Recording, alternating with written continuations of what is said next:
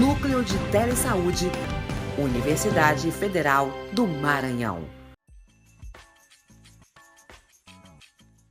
Bom dia. Eu me chamo Aline, sou enfermeira, estou à frente da coordenação de saúde da pessoa adulta idosa da Secretaria Municipal de Saúde, tá? Hoje nós vamos para o nosso quarto podcast sobre os componentes da qualidade do financiamento da atenção primária à saúde, a APS. Desde já nós agradecemos a parceria com a UFMA, a Telesaúde, para a realização desse momento. E avisando que esse conteúdo ele vai estar disponível no canal do YouTube da Telesaúde da UFMA. Hoje abordaremos 3 temas: o cuidado da pessoa com hipertensão, o cuidado da pessoa com diabetes e o cuidado da pessoa idosa. E para falar mais sobre esses indicadores e suas implicações para os profissionais da atenção primária, estou aqui com meu amigo, meu companheiro, que compõe junto comigo a pasta da coordenação.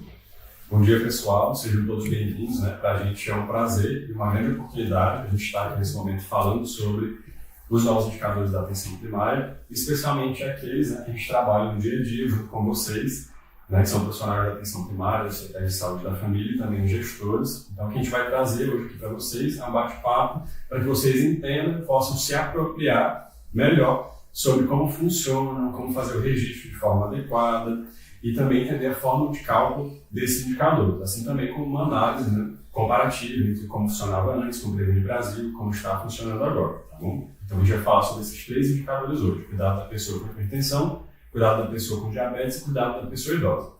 E como o Gilberto já deu uma préviazinha, então a gente já vai, nós vamos dividir essa apresentação em 3 blocos: um para indicador, iniciando pelo cuidado da pessoa com hipertensão, depois sobre o cuidado da pessoa com diabetes e, por último, a da pessoa idosa, tá? Em seguida, a gente vai ter também um momento explicando melhor sobre o monitoramento e algumas ferramentas que a gente trouxe para mostrar para vocês também.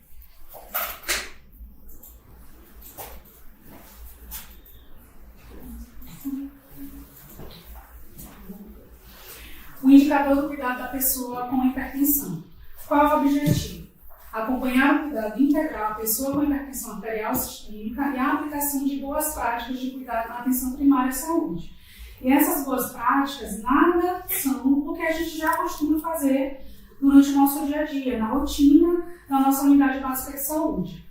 Então, esse indicador subsidia dados para os gestores e equipes para o processo de planejamento, gestão e a avaliação do cuidado da pessoa com hipertensão arterial sistêmica. É o que a gente vem batendo na tecla ultimamente, em que vocês precisam se reunir durante a semana ou durante daqui a 15 dias para poder planejar o que vai se fazer com esses pacientes, fazer a gestão mesmo. Qual é a importância desse indicador? Tem o potencial para induzir ações direcionadas à prevenção, ao diagnóstico oportuno, à promoção da saúde e aos mecanismos de gestão do cuidado que favoreçam a autonomia das pessoas com hipertensão ao longo da vida. Aqui, gente, já entra aquela questão da busca ativa também. Então, se a gente está fazendo a busca ativa, se um acesso identifica que aquele paciente apresentou um pico hipertensivo ou apresentou alguma queixa, sinal de sintoma, já é de alerta para a gente dar seguimento, de trazer para a unidade de saúde e dar seguimento e fazer o acompanhamento. Isso é muito importante, está muito alinhado. A gente vê que esse indicador novo proposto está muito alinhado com o cenário epidemiológico atual, do aumento de prevalência das doenças crônicas não transmissíveis, especialmente hipertensão e diabetes, que são causa de diversas complicações graves e doenças cardiovasculares, que trazem grande impacto tanto para a qualidade de vida, para a saúde e também para o nosso sistema de saúde. Agora a gente vai falar um pouco mais sobre a forma de cálculo desse indicador, para que vocês entendam exatamente onde entram as boas práticas, como se compõe o denominador. E eu trouxe aqui para vocês, a fórmula, ele é o denominador em percentual, e ele é avaliado por equipe, tá? O numerador é composto pelo somatório, que é ponderado, das boas práticas, ou seja, cada boa prática vai ter um peso diferente. E são as boas práticas realizadas para as pessoas com hipertensão que são vinculadas à equipe de saúde. E o denominador vai ser composto pelo número total de pessoas com hipertensão vinculadas à equipe. A atualização e monitoramento desse indicador é mensal e a avaliação, assim como prevendo, vai ser quadrimestral, tá bom? Com o diferencial agora de que a gente vai ter pelo CIAPS, né, que é o Centro de Informação da Atenção Primária, prévias mensais desse indicador e, ao mesmo tempo, a gente vai instrumentalizar e incentivar as equipes a fazer o seu próprio registro, a se apropriarem dos seus pacientes, né, a partir do conhecimento da forma de cálculo de cada indicador. Aqui, agora, a gente traz alguns conceitos importantes para que vocês entendam, especialmente o que vai compor o denominador do cálculo do nosso indicador. Né? Então, a nota técnica do indicador traz e entende, né, a pessoa com hipertensão como qualquer indivíduo que seja identificado a partir de um atendimento individual feito com médico ou enfermeira, né, e que tenha como condição avaliada a hipertensão arterial. Aí aqui a gente já ressalta a grande e fundamental importância do registro adequado dos atendimentos no modelo SWAP, no nosso prontuário eletrônico do cidadão. Né? Então, lá durante o atendimento, para que a pessoa seja, para que seja considerado que você está atendendo uma pessoa com hipertensão, você precisa ativar em condição avaliada a condição hipertensão, seja utilizando o código CIAP2 ou CID10. Mais para frente a gente vai mostrar um vídeo explicando como fazer isso, passo a passo, tá bom? E outro conceito importante que a ficha técnica do indicador traz é a entrada para o acompanhamento, ou seja, a partir de quando ou como, né, a pessoa passa a fazer parte, a compor esse indicador. Ela vai compor esse indicador se for uma pessoa, um usuário cadastrado e vinculado. Tá? Então não basta ser cadastrado.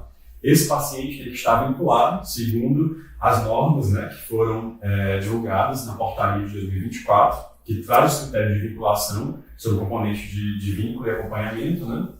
Então ele tem que estar cadastrado, vinculado a uma equipe e tem que ter pelo menos alguma condição avaliada igual à hipertensão arterial por médico ou enfermeiro, tá certo? Então esses são os critérios para a pessoa entrar no indicador e compor o denominador.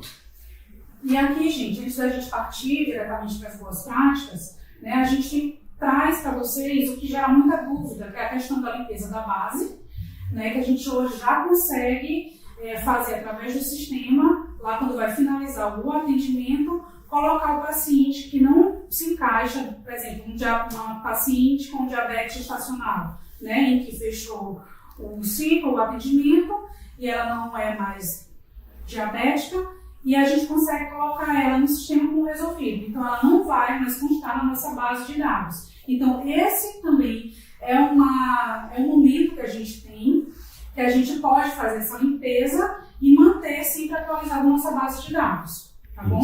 Isso que a Aline está trazendo é de extrema importância, né? Porque quanto mais a gente fizer uma qualificação dos registros, dos cadastros dos pacientes, mais fidedigno a realidade vai estar o nosso indicador, né? E, consequentemente, melhor vai ser o resultado desse indicador para a equipe, né? Porque aí as boas práticas não vão estar tão diluídas como acontecia antes do Previne Brasil, em que a nossa base de dados, especialmente das equipes mais antigas, né, era muito ruidosa, tinha muito cadastro duplicado, né? E vocês sabem que já foi feita uma força-tarefa para melhorar a qualidade dessa base de dados, né? E todos os nossos profissionais de enfermagem estão treinados, né, qualificados para fazer essa atualização do registro sempre que necessário, tá bom? Exatamente. E outra coisa, lembrando também essa questão do vínculo, né, do paciente na própria unidade básica de saúde e também tem a questão dos cadastramentos autorreferidos pelo ACS. Isso não significa dizer que a gente não vai trabalhar com esses pacientes que se encaixam com autorreferidos. Não, eles servem de base para nós realizarmos a busca ativa. Então, eles não podem, não devem ficar desassistidos. Todos eles que forem identificados têm que trazer para a unidade básica de saúde para a gente também fazer o acompanhamento, tá bom? Exatamente. Né? Em comparação com o Previne Brasil, a gente vê que esse critério de vinculação, trazidos pela portaria de 2024, acabam sendo mais fidedignos à realidade, mais justos para a realidade das equipes. Né? Então, prosseguindo, agora a gente vai... Para o numerador, né, que são as boas práticas, né? Então, a primeira boa prática, ter realizado pelo menos uma consulta presencial ou remota por profissional médico ou enfermeiro nos últimos 6 meses. Lembrando, gente, que também no campo do PEC, a gente tem a possibilidade da teleconsulta, né? E lá a gente pode fazer ou por vídeo chamada, ou por mensagem de vídeo, ou por áudio. Então, hoje, a gente não tem mais, entre aspas, desculpas para dizer que a gente não consegue fazer o acompanhamento daquele paciente que tem a hipertensão e os outros indicadores que a gente vai mostrar daqui para frente. Então, aquele paciente que não tem tempo de vir à unidade, conseguimos fazer o telemonitoramento, né, o teleatendimento. Pacientes que se encontram em prédios, que dificilmente atendem a nossa equipe, podemos colocar também, tá bom? Como teleatendimento. A segunda boa prática é ter pelo menos um registro de aferição da pressão arterial realizado nos últimos 6 meses. Isso aqui é o que a gente já tinha no Previne Brasil, se mantém e que vocês observam que não é nada dificultoso, não é nada difícil, permanece como rotina. A terceira boa prática, ter pelo menos 2 visitas domiciliares por ACS, os técnicos, né, em ACS com intervalo mínimo de 30 dias, realizadas nos últimos 12 meses. Então, aqui a gente garante que, a partir do momento que o médico ou o enfermeiro ele faz uma avaliação clínica daquele paciente que há necessidade de um acompanhamento longitudinal, é o ACS que vai fazer isso junto com a equipe. Tá? Eles colocaram um intervalo de pelo menos 30 dias, que é para a gente garantir esse acompanhamento. Ver se esse paciente realmente precisa de acompanhamento daqui a 6 meses ou daqui a 1 ano novamente, ou não, ou em qualquer momento.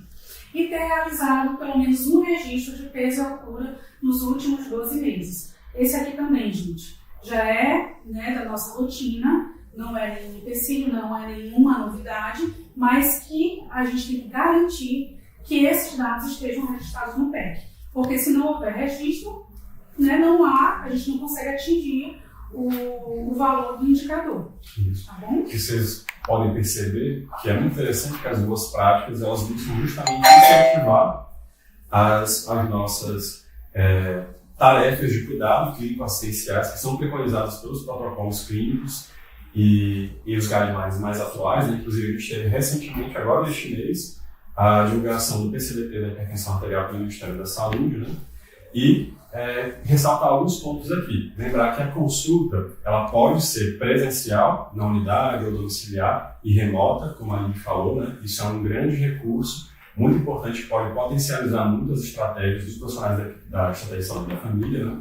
E quando a gente fala sobre a aferição de PA, é importante também a gente lembrar que tem mais profissionais habilitados que podem realizar essa aferição também, como o próprio técnico, agente de saúde, ou agente de saúde que foi capacitado, né? Vale também a aferição e registro pelo técnico de enfermagem feito durante a triagem, né? E a gente vê também que a gente tem outros indicadores, outras boas práticas, que são relacionadas a processos de trabalho no intuito de induzir um ponto que a atenção primária precisa realmente fortalecer, que é o acompanhamento longitudinal e o monitoramento desses pacientes, né? Então é uma inovação, uma novidade, essa boa prática relacionada às visitas dos agentes comunitários de saúde e dos técnicos de agentes comunitários de saúde, né? E a gente vê também a importância da aferição da antropometria, no sentido de que a gente sabe que a obesidade é um fator de risco que precisa ser abordado também quando a gente fala desses cardiovasculares, né?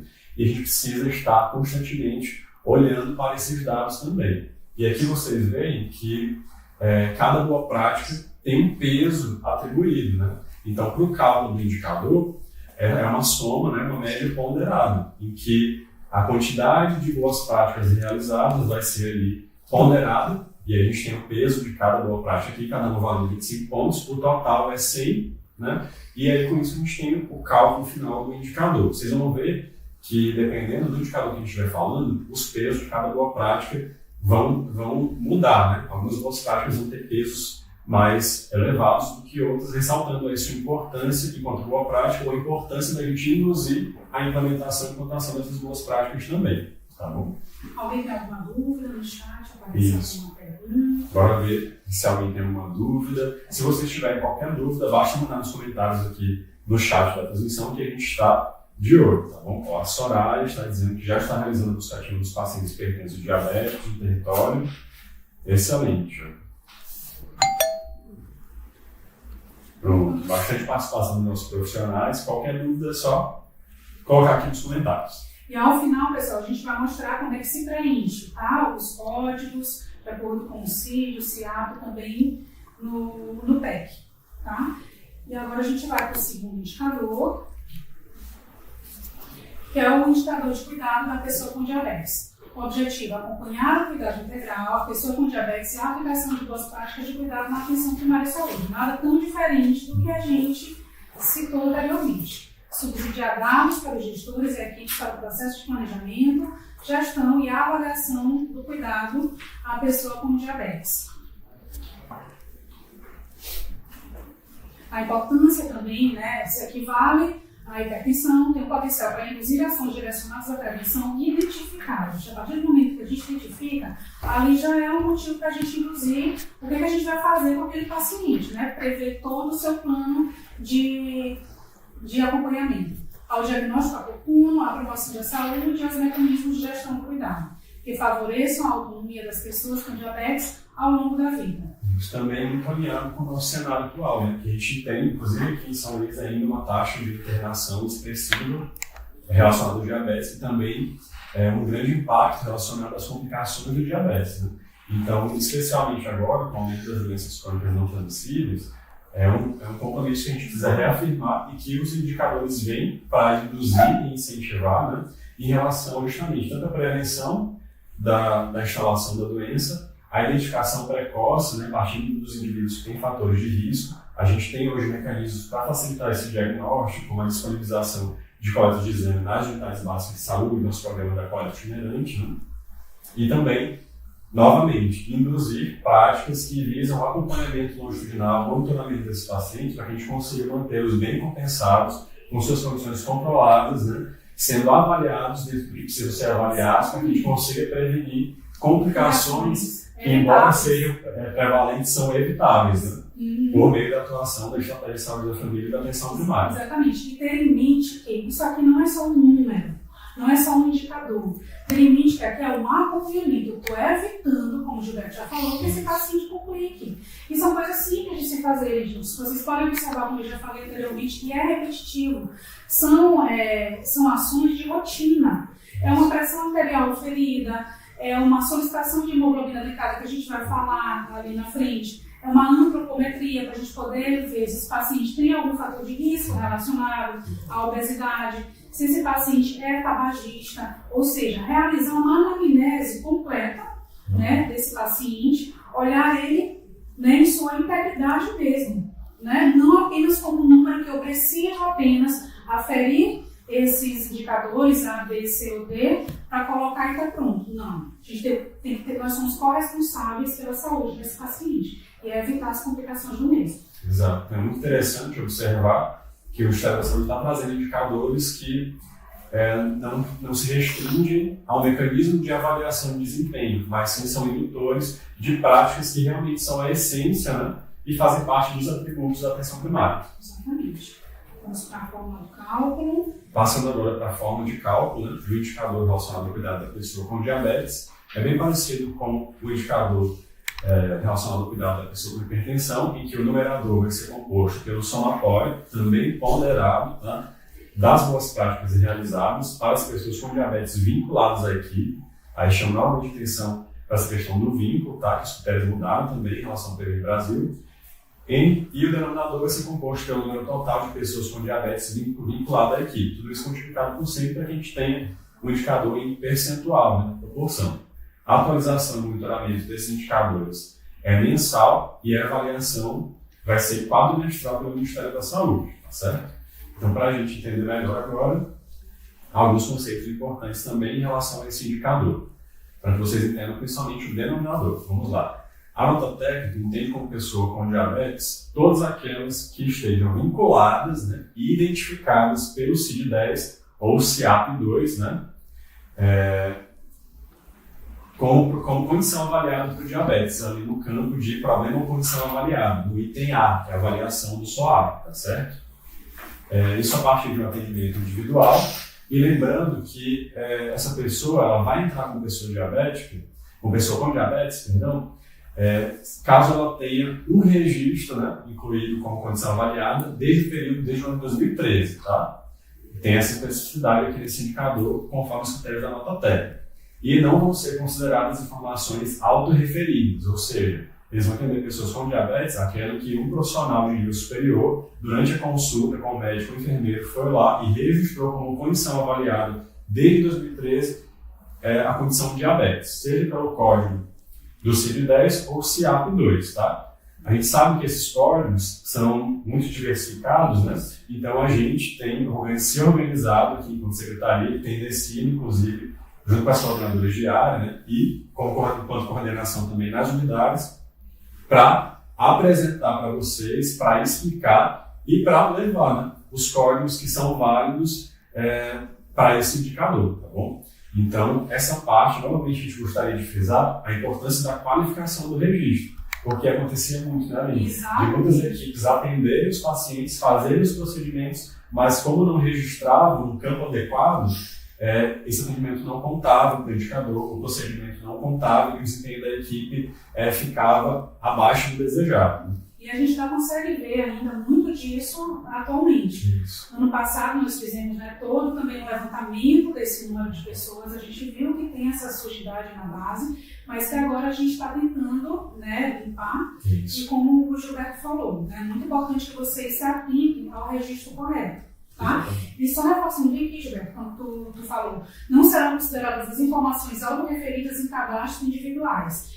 Mas isso não significa dizer, que eu falei anteriormente, que todo aquele levantamento que o ACS faz, né, não seja jogado fora, não. Ele tem que ser inserido, tem que ser levado para a equipe, para que eles possam fazer esse levantamento e trazê-lo para dentro da unidade básica de saúde e fazer o acompanhamento. E aí tem que conflitar e aumenta também o número de acompanhamento da sua equipe. Nessa questão dos vinculados, é a questão clínica, né? Quando o médico, o enfermeiro, ele avalia, clínica e coloca lá no sistema. E reforçando, falo de novo, os cadastros individuais autorreferidos, eles têm que ser também avaliados e trazidos para consulta.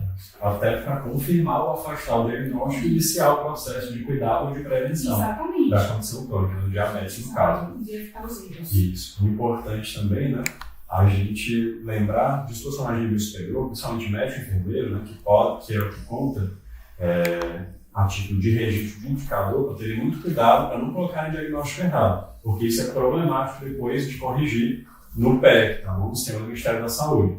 Já estão tendo tratativas em relação à possibilidade de editar, mas no momento, quando você coloca o paciente, quando o profissional de nível superior, seja médico ou enfermeiro, coloca que o paciente tem como problema de saúde hipertensão e diabetes, depois fica difícil da gente conseguir tirar e corrigir. Então esse paciente vai constar no seu denominador daqui em diante, né? Enquanto a gente não tiver atualização sobre a possibilidade de edição desse campo. Né? Isso. O Ministério da Saúde, na verdade, ele colocou, né, lá que quando a gente for finalizar o atendimento, tem ativo, latente e resolvido. A gente clica no resolvido. Isso vai para a base do Ministério da Saúde, só que a gente não sabe quando vai ser feita a retirada desse paciente, a atualização desse paciente na base de dados. Outro ponto importante também, que está muito ligado com o que a Aline falou em relação ao acompanhamento dos agentes de saúde, condição autorreferida ou registrada por profissional de nível superior, é que aqui o nosso compromisso não é fazer gestão de indicadores, né? A gente tem uma responsabilidade sanitária com toda uma população do território do distrito da ABS, do município de São Luís, da região de saúde, né? No sentido de que a gente precisa lembrar que o SUS é universal, que as informações coletadas pelo agente de saúde são importantes também e que a nossa responsabilidade sanitária vai para muito além da gestão do indicador. Né? Então, não é porque aquele paciente não entra no denominador que eu vou deixar de oferecer as possibilidades de cuidado, né, nos episódios que ele tiver contato com a nossa equipe de saúde, tá certo? E a prevenção, que é a base da atenção primária à saúde, como o próprio nome diz. Então, para finalizar a parte do denominador, o paciente ele vai entrar para acompanhamento com o denominador, né, se ele for um usuário cadastrado e vinculado às equipes de estratégia de saúde da família ou atenção primária, com ao menos uma condição avaliada igual a diabetes por médico e enfermeiro, né, a partir de 2013. Vou deixar bem claro.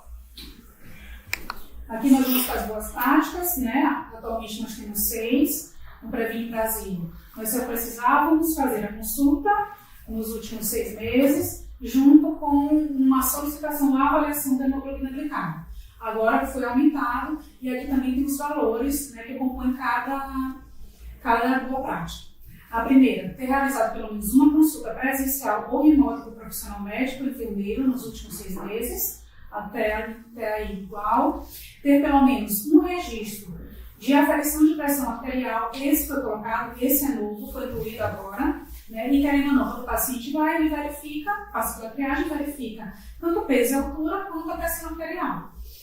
O terceiro, ter pelo menos 2 visitas domiciliares por ACS, com intervalo mínimo de 30 dias, realizadas nos últimos 12 meses. Isso não significa dizer que o agente de saúde não tem que ir à casa do paciente nos demais meses, tá? O terceiro, ter realizado pelo menos um registro de peso e altura, que é a antropometria, nos últimos 12 meses. O quarto, ter pelo menos um registro de hemoglobina glicada solicitada ou avaliada nos últimos 12 meses. Por isso que aqui nós temos a coleta itinerante, como o Gilberto ele citou ainda há pouco. E durante esse processo da coleta da hemoglobina glicada e de outros que a gente colocou como obrigatório para avaliar também as lesões em órgão-alvo desses pacientes, a gente já colocou como obrigatoriedade esse paciente já fazer o agendamento de consulta de retorno, porque assim a gente não perde esse paciente. Então já faz linkado. Então ele vai, coleta o sangue hoje, daqui a 15 dias. Ele recebe o exame em mãos pelo profissional médico ou enfermeiro, não é pela recepção, não é pelo técnico de enfermagem, não é pelo gestor. E daí ele já faz a consulta de retorno e já faz o seu plano de atenção. Isso fortalece o vínculo e potencializa o acompanhamento e a disponibilização do exame. Não é simplesmente ofertar. Exatamente, a gente não perde o paciente, ele está ali conosco, a gente está assistindo o que está acontecendo com ele. E aí, se for o caso, aciona quem tem que acionar. Aciona o ACS para fazer o acompanhamento dele, aciona o pessoal da equipe EMUS também, para favorecer nesse momento. Alguns pontos importantes também sobre essas boas práticas. Vocês veem aqui que os pesos de cada boa prática são diferentes, né? Então, dá para a gente perceber que a ideia do Ministério é incentivar e induzir bastante o processo de trabalho, o atributo da longitudinalidade, do acompanhamento desse paciente, né? Por isso que tanto as consultas com os profissionais, médico e enfermeiro, que podem inclusive ser remotas, né? E o acompanhamento pelo agente de saúde são as boas práticas com maior pontuação aqui. Interessante também, que como a gente falou, a gente perceber que agora também para o paciente diabético é importante a medida da aferição da pressão arterial. A gente sabe que são condições que são frequentemente correlacionadas, né, e com a prevalência dos pacientes. A gente sabe que um aumenta o risco da outra e que diabetes é um grande fator de risco para doenças cardiovasculares, tá bom? E lembrando aqui que, novamente, né, é uma coisa fácil do profissional registrar, porque quando o paciente passa na triagem para atendimento, ele já tem sua pressão arterial ferida. Lembrar também que os CBOs de outros profissionais contam também para esse indicador como do agente de saúde, né, que pode fazer, inclusive, caso ele tenha feito o treinamento, fazer essa aferição em casa. Inclusive, tem equipes que estão fazendo busca ativa e que os agentes de saúde estão fazendo também Exatamente. A aferição da pressão em casa. Né? E falando dos agentes de saúde, quando a gente fala nas consultas de acompanhamento, né, durante as visitas domiciliares, muito importante aqui também o agente de saúde aproveitar esse contato para explorar as possibilidades de cuidado, né? E qualificar também o seu registro. Importante ele colocar lá como motivo da visita de acompanhamento, hipertensão, diabetes, tem um campo de observação, ele pode avaliar os pés do paciente, pode fazer aferição da pressão, ver se ele está tomando medicamentos de forma correta, ver se ele está com algum sinal de sintoma de descompensação, né? Organizar a busca ativa, de repente ele já pega vários pacientes ali da lista dos hipertensos diabéticos que moram perto, já vai ali um depois do outro. Exatamente. E lembrar também, né, de que mesmo que não seja uma obrigação oficial do agente de saúde, pelo próprio tablet hoje, do sistema do SUS, ele consegue ter o grande recurso, né, de agendar a consulta pelo próprio tablet dele com o médico e com o enfermeiro, né? E lembrar aqui também da importância da gente utilizar melhor esse grande recurso que é a consulta de enfermagem, porque muitas vezes a gente vai esperar o paciente, às vezes por conta da cultura, muito centrada no médico, ele só quer consulta com o médico, né? Então a gente precisa voltar a valorizar a consulta de enfermagem, especialmente para os pacientes com hipertensão e diabetes. Né? E daí entra, né, a questão da reunião de equipe, dos profissionais médicos e enfermeiros, eles orientarem os agentes de saúde como é essa abordagem, né? E colocar a enfermagem também como ponto focal para essa avaliação, né? E fazerem juntos. Isso. E, em relação, só complementando, em relação à avaliação antropométrica, lembrar que é importante que as medidas de peso e altura sejam simultâneas, tá? No mesmo dia. E lembrar também que, na verdade, ressaltar a novidade, né? Que antes o indicador era bem mais simples, agora ele é composto pelas boas práticas. Lembrar que, em relação à hemoglobina glicada, que é o exame preferencial de controle e acompanhamento do paciente que já tem diagnóstico de diabetes, não é glicemia capilar, né? Que a gente quer fazer. Aqui conta tanto a solicitação quanto a avaliação, mas desde que esteja registrado no campo correto. Porque tem muita gente que só bota ali digitando lá no campo objetivo, quando na verdade a gente tem um campo específico dentro do item objetivo para registrar tanto a solicitação quanto registrar a avaliação. Quando a gente registra no campo correto, esse item automaticamente é adicionado como um procedimento, assim como a aferição de pressão e assim também como a antropometria. Todos esses itens têm ali campos específicos no PEC, né, no modelo SOAB, para que você possa colocar e já gerar automaticamente a inclusão do procedimento. O que não acontece, por exemplo, com uma nova prática, né, que na verdade é muito antiga na prática do cuidado da pessoa com diabetes, mas que entrou agora no indicador, né, que é a avaliação dos pés da pessoa com diabetes, que é o exame do pé diabético, que tem também, né, um procedimento específico, o código CITAP, né, é essencial para a gente identificar o risco, identificar e classificar, né, o risco de ulceração, para a gente conseguir adotar as medidas preventivas relacionadas ao pé diabético, complicações graves, como amputação, como o pé diabético complicado, né, que inclusive estão trazendo grande pressão assistencial para o nosso sistema de saúde aqui, hospitalar em São Luís, gerando custos evitáveis, né, e lesões graves para os pacientes, amputações, né, que vão prejudicar a qualidade de vida desse paciente. E aí vocês podem perguntar, mas e cadê a oficina?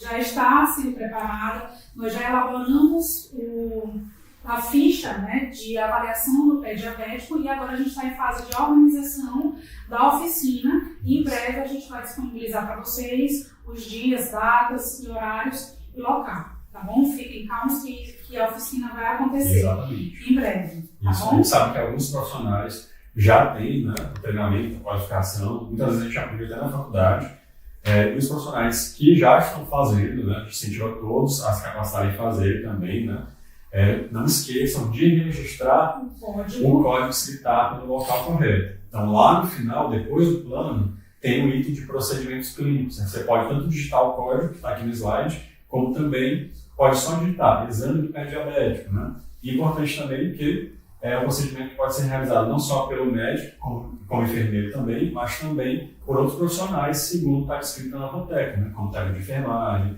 o agente comunitário, profissionais da equipe multi também, desde que treinados, tá certo? E como a Aline falou, já estamos em processo aí avançado, finalmente, de aquisição e distribuição dos insumos, também de realização das oficinas práticas, tá certo? Com todos os profissionais da estratégia de saúde da família aqui de São Luís. E outro ponto para lembrar sobre o registro, pessoal, que a gente também tem que colocar os sinais e sintomas que esse paciente tem, medicamentos que ele faz uso, que quando a gente abre o PEC, às vezes a gente não encontra, e isso subsidia até quando a gente vai encaminhar esse paciente para outro nível de complexidade. Colocar também os exames solicitados, que a gente também não consegue observar, e a conduta que o profissional prestou a esse paciente, tá bom? E durante o atendimento, todo atendimento, não esqueçam de ativar como condição avaliada diabetes, tá? Senão não vai contar o atendimento com o indicador. Até o momento a gente tem alguma outra pergunta? Temos alguma pergunta aqui, gente, no chat, bora dar uma olhadinha. Os agentes de saúde dizendo que já foram treinados ao vivo, né? Ótimo. Mais gente dizendo que já está fazendo a busca ativa. Algumas pessoas perguntando por aparelhos de glicosímetro para o ACS, né? Lembrando que, como a gente falou, o exame de acompanhamento de escolha, conforme os protocolos, é hemoglobina glicada. Então, se o paciente tiver sintomas ou sinais de descompensação aguda, aí se justifica em fazer uma glicemia eventual, conforme o nosso protocolo. Né? Aí pode direcionar ele para a unidade mesmo.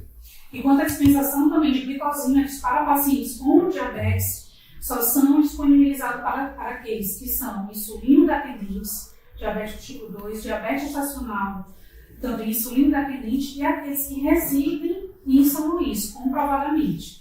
Tá? Então, em face de todos os documentos que a gente já disponibilizou para todas as unidades de saúde, o paciente se direciona ao Centro de Referência de Hipertensão e Diabetes da Liberdade para ter direito a receber o seu aparelho e fazer o acompanhamento. Isso. Ó, tem um agente de saúde também perguntando sobre treinamento para o agente de saúde em relação à avaliação do pé diabético. Né?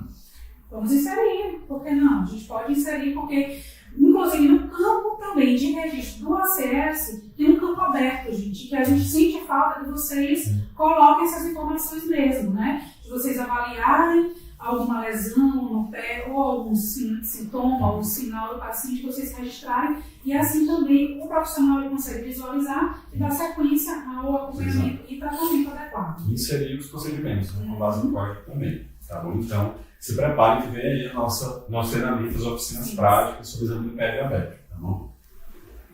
E agora vamos para o indicador, né, relacionado ao cuidado da pessoa idosa, que é uma grande e necessária e oportuna inovação dos indicadores do financiamento da atenção primária, que é a inclusão de um indicador específico voltado ao cuidado da pessoa idosa. No Previne Brasil não tinha indicador voltado à população idosa, né? E a gente vê que isso, mais uma vez, está muito alinhado com o cenário demográfico, né, que o nosso país está passando, de um envelhecimento populacional acelerado. A gente sabe que estimativas, por exemplo, para 2050, a gente vai ter 2 idosos para cada jovem. Né? Nosso índice de envelhecimento está aumentando muito rápido. Né? E a gente sabe que o sistema de saúde ele precisa se preparar e se organizar para lidar com os desafios e a complexidade que é prestar o cuidado integral à pessoa idosa. Isso começa, é claro, pela atenção primária. Né? Então, o grande objetivo desse indicador é justamente promover essas boas práticas para o cuidado integral à pessoa idosa e também a aplicação dessas boas práticas de cuidado na atenção primária, né, que é a porta de entrada preferencial do sistema de saúde, do SUS. Considerando, é claro, as evidências e diretrizes clínicas vigentes e também a linha de cuidado para a pessoa idosa, que tem como grande foco, né, assim como a Política Nacional de Saúde da Pessoa Idosa, a centralidade no que a gente chama de funcionalidade, que é o principal indicador de saúde do idoso. Né? E que nós estamos trabalhando com isso desde o ano passado. É isso. Então, esse indicador ele vai permitir a gente avaliar tanto o acesso quanto o acompanhamento longitudinal e integral, né, das pessoas idosas de maneira coordenada e contínua na atenção primária. A importância é que esse indicador ele vai trazer elementos que são essenciais para a organização do cuidado integral desse paciente, né? Especialmente, né, quando a gente precisar oferecer esse cuidado a nível domiciliar, mantendo também contatos regulares e programados, né, com a equipe de referência, e isso vai ser importante especialmente para os idosos frágeis, né, aqueles que tiveram um declínio funcional, né, que pode ser iminente ou já estabelecido, que têm condições crônicas complexas que podem causar dependência, e também para os idosos frágeis, como a gente falou, ou os que tiveram alta hospitalar recente, que a gente sabe que são eventos sentinela na saúde do idoso. Né? Então, a forma de cálculo desse indicador, bem parecido com os demais, vai trazer o somatório ponderado também das boas práticas realizadas para pessoas idosas vinculadas à equipe, e o denominador vai ser composto pelo total de pessoas idosas vinculadas à equipe. A atualização e monitoramento também são mensais e a avaliação vai ser quadrimestral, tá certo? É um indicador percentual também, tá bom? Alguns conceitos importantes. Aqui fica até um pouco mais simples, na verdade, porque a gente não precisa cadastrar como condição ativa, hipertensão, cadastrar como condição ativa, como problema, diabetes, né? Porque o próprio sistema já usa como critério já alerta, né? Isso, já alerta e já usa como critério de inclusão no denominador e de entrada para acompanhamento a idade do paciente, que é registrado automaticamente pelo PEP, né? Desde que a informação da data de nascimento esteja corretamente cadastrada no sistema de informação, então, no PEP. Então, a nota técnica entende a pessoa idosa como indivíduo com a idade maior ou igual a 60 anos, tá? Isso é diferente em países desenvolvidos, por exemplo, em que os idosos são considerados só a partir de 65. Esse ponto de corte de 60 anos é adequado para o nosso país, que é um país de desenvolvimento. E esse idoso ele vai entrar por acompanhamento caso ele esteja cadastrado e vinculado, tá, às equipes de estratégia de saúde da família e atenção primária e que tenha idade superior ou igual a 60 anos. Bem simples, não vai demandar muito trabalho dos profissionais da nossa estratégia de saúde da família, né? E vocês vão ver que automaticamente no PEC aparece lá o campo saúde do idoso, né? Quando a gente vai para o registro SOAP. Aqui, compondo o numerador, a gente tem 4 boas práticas, tá bom? Bem interessantes também. Cada uma das boas práticas tem um peso de 25, né? Somando 100 no total, para fazer a nossa soma ponderada. E as boas práticas são as seguintes, né? Novamente, focando no monitoramento e no acompanhamento longitudinal. Realizar pelo menos uma consulta com um profissional médico ou enfermeiro, né? Que pode ser presencial ou, novamente, pode ser remoto, né? Exatamente. Principalmente para os pacientes acamados, que têm dificuldade, né, de deambulação. A gente pode fazer isso junto com a agente de saúde na casa do paciente. Isso. Tem uma potencialidade enorme esse recurso da teleconsulta da atenção primária, né? Que ainda é muito subutilizado, mas que tem várias aplicações aí, né? Então, esse paciente tem que ter realizado pelo menos uma consulta presencial, domiciliar na UBS ou remota nos últimos 12 meses, tá bom? Que antecede o período de análise. Novamente, focando também no acompanhamento agora pelo agente de saúde, né? Ter realizado também 2 registros, ter pelo menos 2 visitas domiciliares realizadas por agente de saúde ou táxi, né? Com intervalo mínimo de 30 dias entre um e outro, né? Nos últimos 12 meses que antecedem o período da análise. Novamente, a gente incentiva e ressalta a importância do ACS registrado durante sua visita, motivo da visita de acompanhamento da pessoa idosa, né? E as demais, ter realizado 2 registros simultâneos de peso e altura. Aí aqui o que preocupa a gente é principalmente IMCs abaixo do normal ou muito acima do normal, né? As faixas de IMC para a pessoa idosa são diferentes, tá? Então, IMC abaixo de 22 já aumenta o risco de sarcopenia, que é a perda da massa e da força muscular, além do esperado pelo envelhecimento, né? E pode predispor a eventos graves como quedas, tá? Então, é uma coisa que a gente precisa estar de olho também. E o que a gente orienta também, né, inserir nessa aferição é a circunferência da panturrilha na pessoa idosa. É muito importante porque ali a gente avalia junto com a ferramenta que o Gilberto vai falar mais na frente, que é o IVCF20, que não é uma ferramenta desconhecida de vocês, que evita a sarcopenia. Isso. Indica, né? A medida da circunferência de panturrilha dá uma estimativa da massa muscular, né?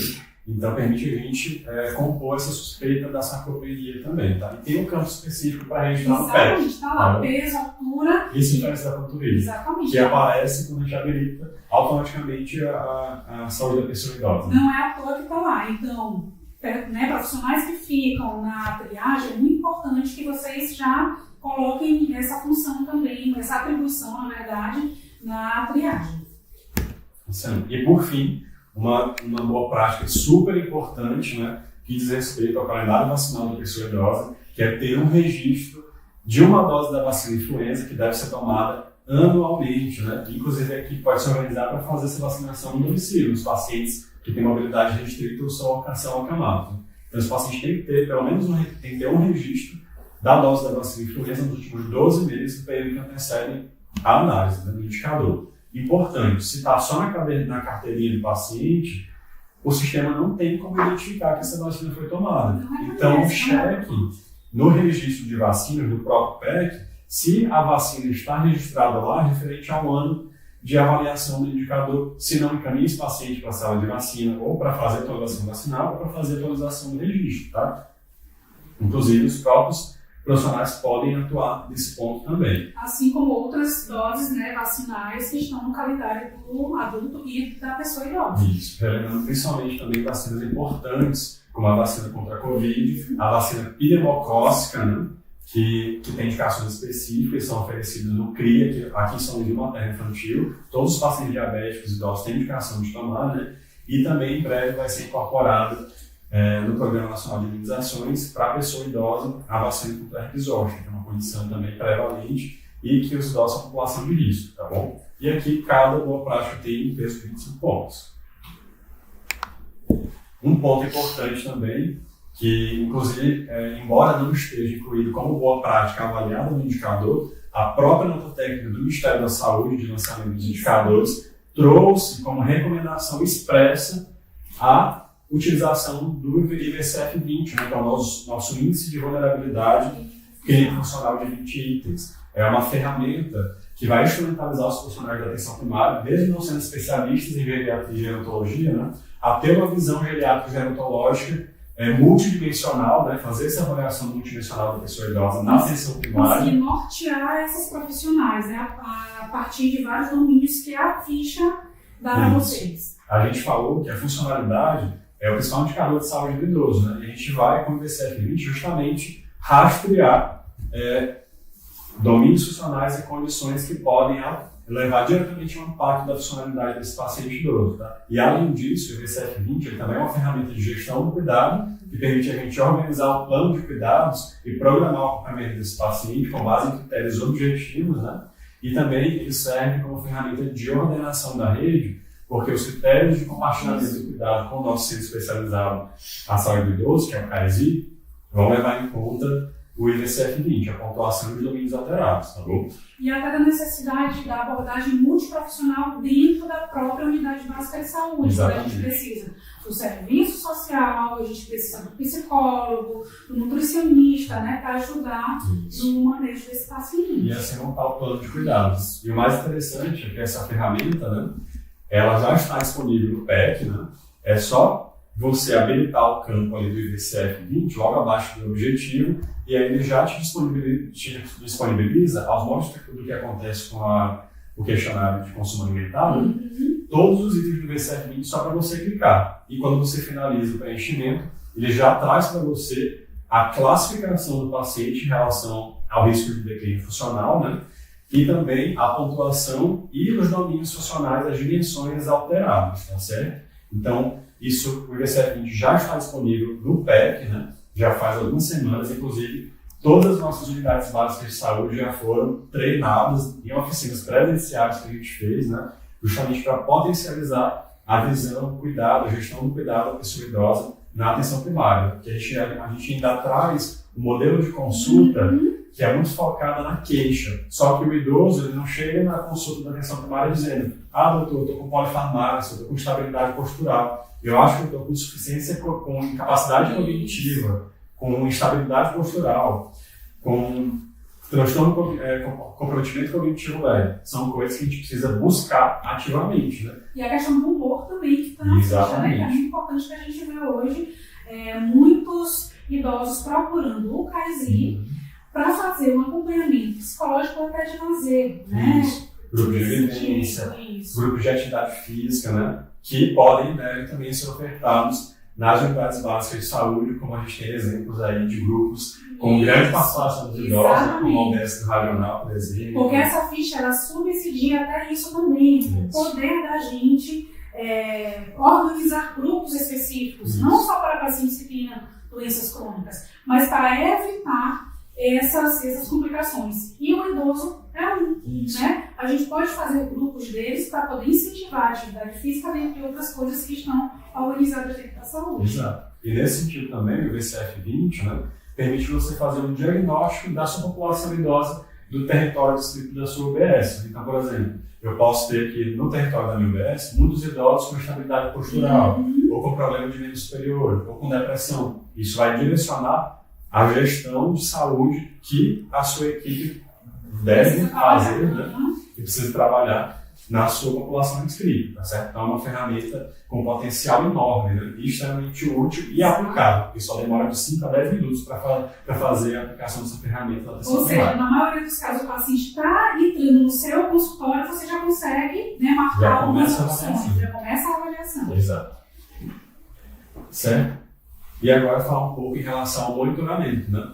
De todas essas populações altas, seja pessoa idosa ou pessoa com hipertensão e diabetes. E os profissionais, né, podem se perguntar: mas como é que, enquanto não sai o indicador, não tenho acesso aos CIAPs agora, como é que eu posso fazer para me apropriar dos meus pacientes hipertensos, dos meus pacientes com hipertensão, com diabetes, né, ou que são idosos?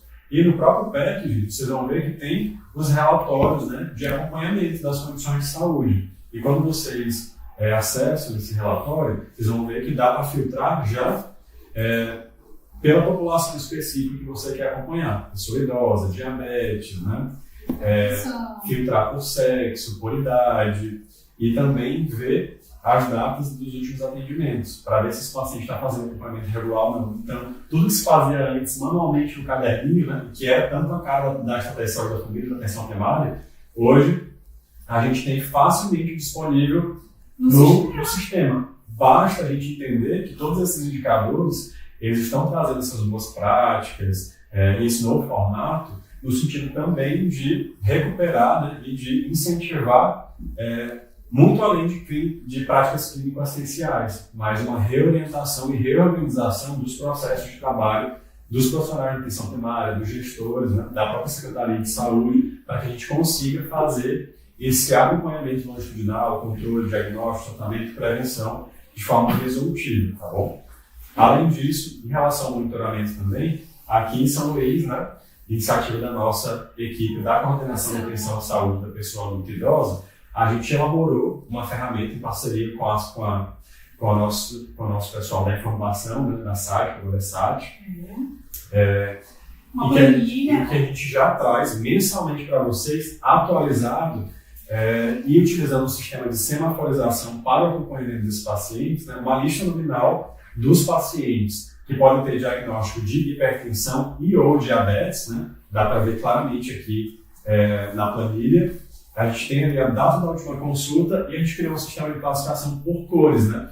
Em que o verde são os pacientes que estão em acompanhamento regular, ou seja, tiveram pelo menos uma consulta nos últimos 6 meses, né? Então, são pacientes que a equipe está acompanhando bem. Os pacientes em amarelo, né, são aqueles que são prioritários para a busca ativa, porque este mês é o 6º mês que esse paciente teve uma consulta. Então, se ele não for atendido este mês, a gente vai perder a boa prática relacionada ao atendimento. A regularidade desse paciente está no atendimento individual, né? Acompanhamento pela equipe, e vai prejudicar o resultado do indicador da equipe, né? E em seguida a gente tem as cores em vermelho, que é aquele paciente que está há mais de 6 meses, mais ou menos que 1 ano, sem uma consulta de atendimento individual, né, com o médico enfermeiro da equipe dele. E os pacientes em azul são aqueles que estão há mais de 12 meses, sem um atendimento individual com o médico enfermeiro, né? Inclusive, a gente vai até ampliar também essa periodicidade dos pacientes em azul. A gente para 2 anos, né? Para 2 ou 3 anos, para a gente captar esses pacientes, porque a gente vê ainda que ainda está um pouquinho baixinho e não estão de acordo até com os pacientes cadastrados, né, pelos agentes comunitários de saúde. E para facilitar, a gente traz registros aqui também, para vocês verem se o paciente tem ou não tem, se precisa aferir peso e altura, né? Tem a idade também do paciente, pela data de nascimento. E aqui também a gente consegue filtrar ou começar, né, se vocês acharem, né, viável, os idosos. Então, vamos começar pelos idosos que têm hipertensão, diabetes e pronto. 3 indicadores de uma vez só. Isso, dá para filtrar por cor. Eu quero ver só os amarelos, porque são os que são prioridade para buscar ativa este mês, né? Ou então quero ver se tal paciente está em acompanhamento regular. É só aplicar os filtros na planilha, né? E é uma ferramenta muito útil, né, para as equipes se reorganizarem enquanto processo de trabalho e de cuidado do monitoramento, acompanhamento e principalmente da busca ativa desses pacientes. Tá bom? Então, por ordem, o amarelo, né, inicial, o acompanhamento na busca ativa pelo amarelo, logo em seguida o vermelho e, por último, o azul. Certo? E, além disso, a gente tem também uma ferramenta para os profissionais poderem controlar, né, fazer o acompanhamento, as boas práticas, se estão sendo realizadas ou não. Então, a gente tem, por exemplo, por nome do paciente também, e um campo para os profissionais registrarem, né, as boas práticas. Aqui, as principais a gente colocou já com os códigos realizados, né, com os códigos específicos, para que vocês consigam fazer esse controle dos pacientes que vocês estão atendendo no dia a dia. Tá bom? E agora a gente vai passar um vídeo para vocês, né, que a gente prometeu desde lá do começo, de como faz o preenchimento, né, dos códigos que estão no registro no prontuário eletrônico do cidadão. Esse vídeo, né, foi elaborado pelas nossas coordenadoras diárias, que são muito proativas, né, já se apropriaram de todos esses indicadores, do processo de acompanhamento dos pacientes com hipertensão e diabetes, da pessoa idosa, do IBCF-20, né? De todos os indicadores, né, da nossa secretaria. Então, elas elaboraram esse material em vídeo que a gente vai, em breve, em parceria com elas, divulgar e disponibilizar para todos os profissionais da Secretaria de Saúde da família. Tá bom?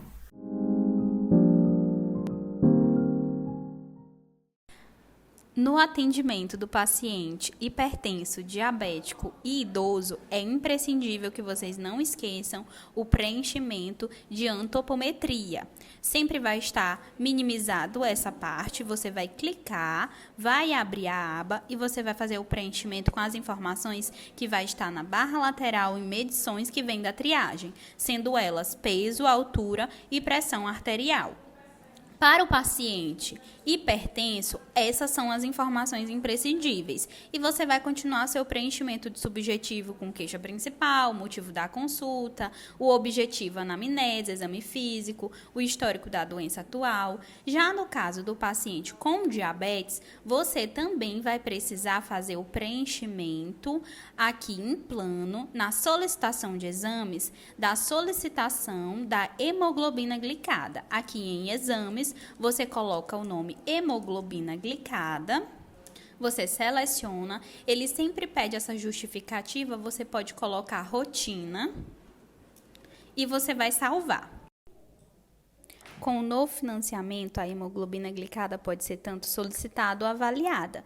Então, nos casos que você já tem o resultado desse exame, você vem aqui acima do campo de avaliação, clica em adicionar resultado de exame e aqui você vai conseguir colocar hemoglobina glicada e você vai conseguir colocar o resultado dessa dosagem da hemoglobina glicada, quando foi realizado, a data desse resultado e você só salva.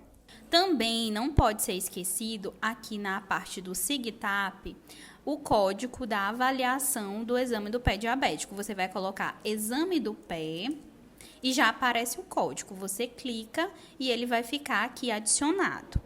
No caso desses dois pacientes, vocês também precisam ativar a condição em problemas e condições. No caso do paciente diabético, é o T90 o código. Você coloca esse código, clica aqui na opção, ele já vai aparecer a situação ativo, porque ele já tem essa condição, você só vai adicionar. Se ele for hipertenso, você vai colocar aqui o código K86. Também vai clicar e você vai adicionar, porque aqui já está a situação ativa e a data. Caso seja um paciente que você diagnosticou nesse momento a condição, você precisa fazer o preenchimento da situação, o início e a idade desse paciente e só adiciona. Nos casos dos pacientes que são idosos, não tem nem hipertensão nem diabetes, o que é necessário que vocês preencham? O IVCF20, você habilita esse campo clicando nesse nome IVCF, que é para aqueles pacientes 60 a mais, e você vai fazer o preenchimento de toda essa ficha. Ao final do preenchimento, ele vai lhe dar a estratificação desse risco de vulnerabilidade do idoso. Também para o paciente idoso é necessário que vocês cliquem em vacinação, vai abrir o calendário vacinal desse idoso e você vai verificar se ele está com a vacina de influenza em dias. Caso você identifique que ele não se vacinou, como aqui no exemplo, você vai lá no seu SOAP. Quando você for finalizar o seu atendimento, você não vai dispensar esse paciente. Na finalização, você vai manter ele na lista e você vai direcionar ele para a sala de vacina, para que ele possa atualizar a sua vacinação. No atendimento do paciente hipertenso e diabético, vocês também precisam fazer a avaliação da estratificação do risco cardiovascular. E para isso, vocês vão precisar fazer a solicitação dos exames, aqui em solicitação de exames, adicionar exame comum, já tem aqui na barra lateral risco cardiovascular. Você clica, seleciona todos esses exames e faz essa solicitação para esses pacientes hipertensos e diabéticos. Nós também precisamos preencher lá em SIGTAP uma codificação. Você vai digitar o nome estratificação e já vai aparecer o código da estratificação do risco cardiovascular. Você clica e já vai ser adicionado esse código. Finalizando todos esses itens para o atendimento, você só finaliza seu atendimento e, no caso, como a gente agora precisa fazer esse acompanhamento dos pacientes hipertensos, idosos e os diabéticos, você já pode deixar também a próxima consulta dele agendado. Nessa parte de agendar a consulta, você pode agendar tanto para você como para o outro profissional da equipe e só finalizar o atendimento. Certo, pessoal? Então, vocês viram que o vídeo é bem didático, né? Bem elucidativo e rápido, né? Fácil de vocês se apropriarem do que precisa ser registrado, em que campo específico, como ativar as condições. Qual código colocar. Exatamente, qual código colocar, em que campo, tá bom? Então, a gente vai disponibilizar e compartilhar esse vídeo com vocês. E agora vamos ver se alguém tem mais alguma dúvida aqui no chat, tá bom? Ó, aqui tem o Moisés Daniel perguntando sobre o registro de pressão arterial e glicemia, feito pelo tablet da ACS, não ser válido para colocar no sistema do PEC, assim como peso e medidas, né? A gente vê aqui na nota técnica do indicador que tem já os CBOs do técnico, do agente de saúde, do táxi, habilitado, né, para execução dessas boas práticas, então talvez não tenha ainda atualizado no PEC, né? Exatamente. Isso. Talvez por isso não esteja funcionando ainda. Né? Tem outra pergunta também, tem gente aqui falando sobre o centro de referência, pessoa com hipertensão e diabetes, que é... gente, esse é o centro, né, que estão pedindo para a gente falar aqui, é o nosso centro de referenciamento, né, então a partir do momento em que a atenção primária de saúde, a gente não consegue, né, fechar o diagnóstico, evitar, tratar complicações do paciente com diabetes ou hipertensão, a gente pode encaminhar para o centro de atendimento da pessoa com hipertensão e diabetes através de uma ficha de compartilhamento do cuidado que foi elaborada por esta coordenação. E lá funciona como se fosse uma anamnese e no verso da ficha tem a indicação, as complicações que o paciente está apresentando. O centro de hipertensão e diabetes fica localizado na Liberdade, ele conta com profissionais como endocrinologista, nefrologista, cardiologista, tem também nutricionista, psicologia, assistente social e tem os exames, né, que é o da retinopatia diabética, né, que a gente faz através do mapeamento de retina, a fundoscopia, tem exame de Doppler dos membros inferiores ou das carótidas e tem também eletrocardiograma. E o ambulatório.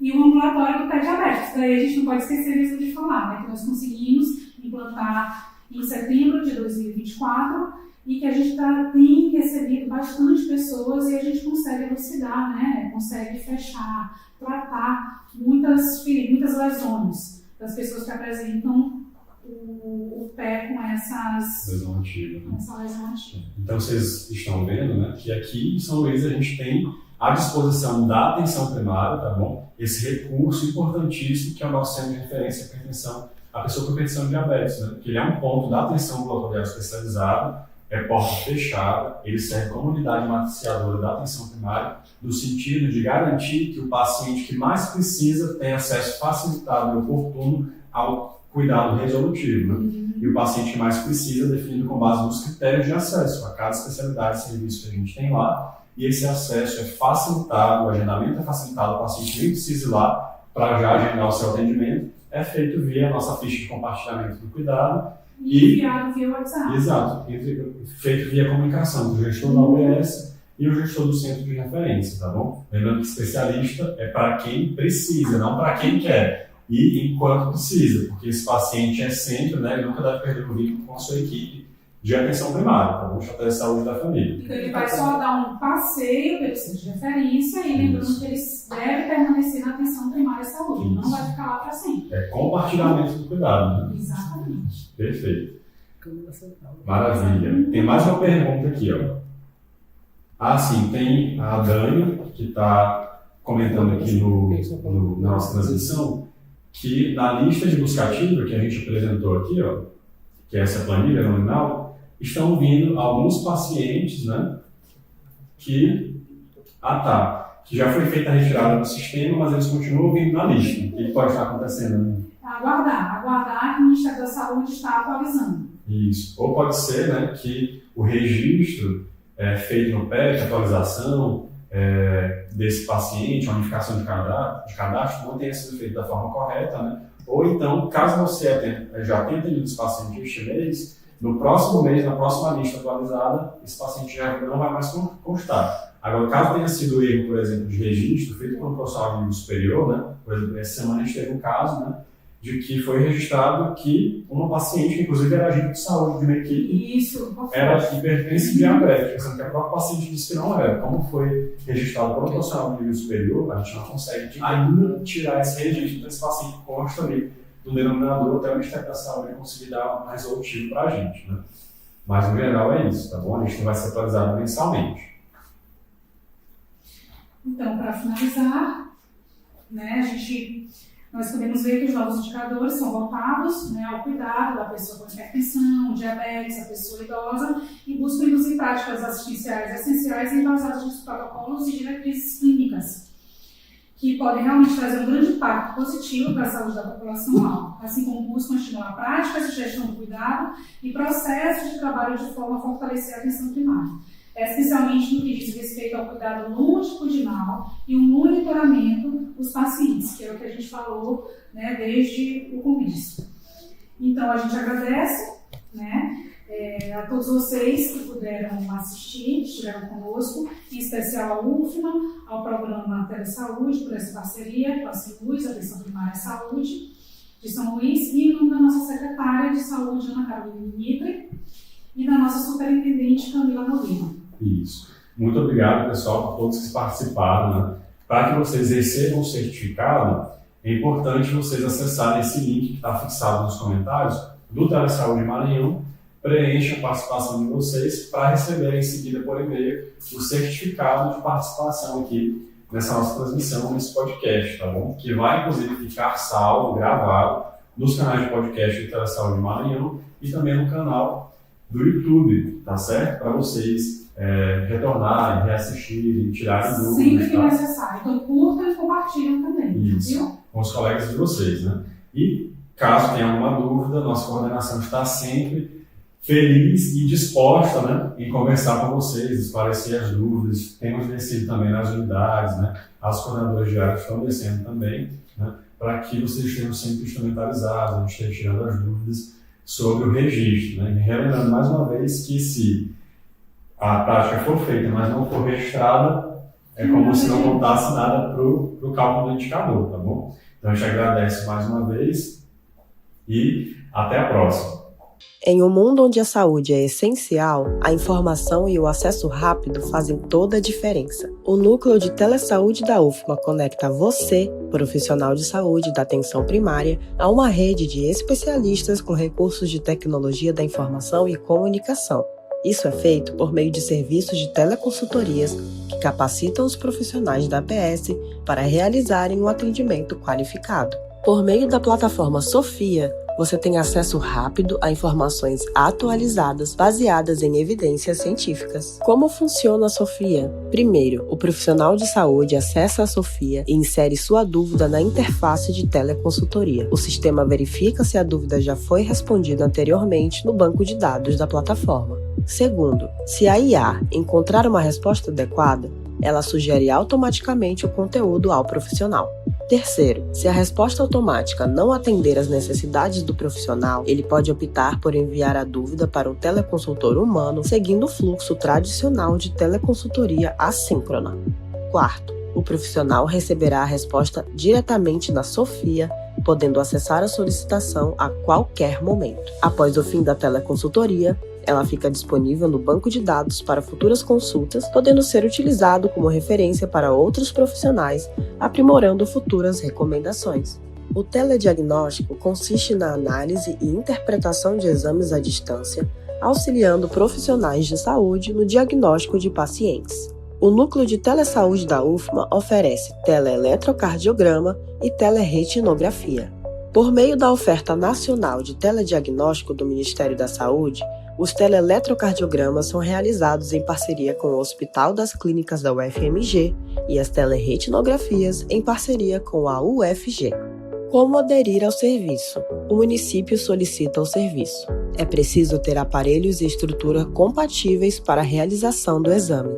A equipe técnica do Telesaúde irá fazer a implantação, configurar os equipamentos e treinar a equipe local.